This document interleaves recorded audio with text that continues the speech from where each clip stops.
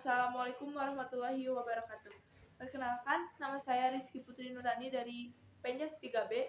Di sini saya akan menjelaskan atau menjawab soal-soal pertanyaan UAS dari mata kuliah Pertumbuhan dan Perkembangan Belajar Gerak.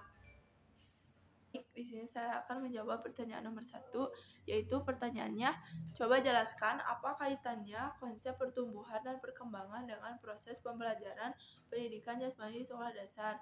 Tentunya hubungan tersebut sangat berkaitan karena hubungan yang terjadi di antara pertumbuhan dan perkembangan adalah semakin sebuah individu tersebut semakin besar, maka di dalamnya akan termasuk pula perkembangan yang akan menjadikan individu tersebut menjadi suatu individu yang besar. Sehingga di dalam pembelajaran pendidikan jasmani di sekolah dasar sangat membutuhkan suatu konsep tersebut. Misalnya di siswa SD kan harus kita itu sebagai pendidik atau guru harus mengetahui pertumbuhan siswa tersebut dan perkembangannya agar pelajaran yang kita sampaikan juga sesuai dengan apa yang mereka butuhkan. Ini saya akan menjawab pertanyaan nomor 2, yaitu pertanyaannya, coba jelaskan tentang perkembangan hidup sepanjang hayat. Apa sih itu perkembangan?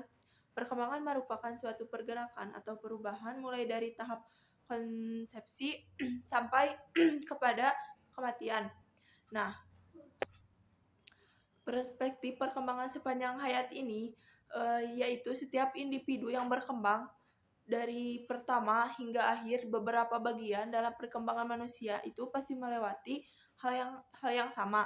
Misalnya perkembangan motorik, perkembangan bicara, dan lain-lain.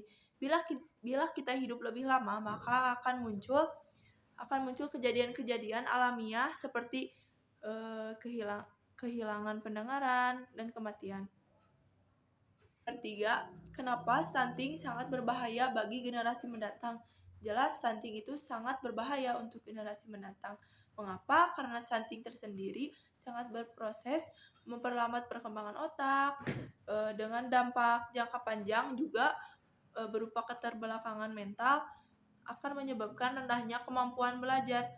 Sedangkan generasi muda kita itu membutuhkan kemampuan belajar yang lebih tinggi dan resiko serangan penyakit kronis juga seperti diabetes, hipertensi, hingga obesitas itu sangat memungkinkan. Oleh karena itu, stunting itu sangat berbahaya bagi generasi mendatang. 4. Apa yang akan dialami siswa jika siswa tersebut mengalami stunting? Dampak dari siswa tersebut yang mengalami stunting adalah berupa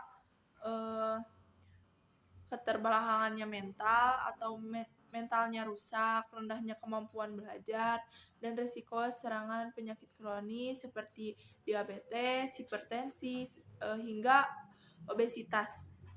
Nomor 5, jika kalian menjadi guru di kemudian hari, apa yang akan Anda lakukan terkait konsep DAP, yaitu Development Appropriate Apprentice dalam proses pembelajaran? Konsep DAP itu artinya yaitu pendidikan yang patut sesuai dengan tahap perkembangan anak.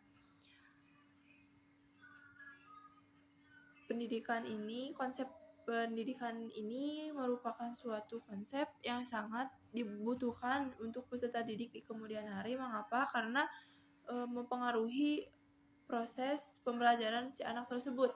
Terus apa yang harus kita lakukan jika nanti kita sebagai guru di kemudian hari? Yang harus kita lakukan yaitu kita harus memperhatikan kebutuhan seorang anak dan menyesuaikan terhadap materi yang kita berikan kepada anak dan perkembangan anak tersebut, apakah sesuai, apakah tidak. Jadi kita juga sebagai pendidik harus memperhatikan suatu pertumbuhan dan perkembangan anak tersebut sehingga bisa memberikan suatu pematerian yang bisa mereka pahami sehingga akan tercapainya tujuan pembelajaran tersebut. Sekian dari saya, mohon maaf apabila ada kesalahan. Wassalamualaikum warahmatullahi wabarakatuh.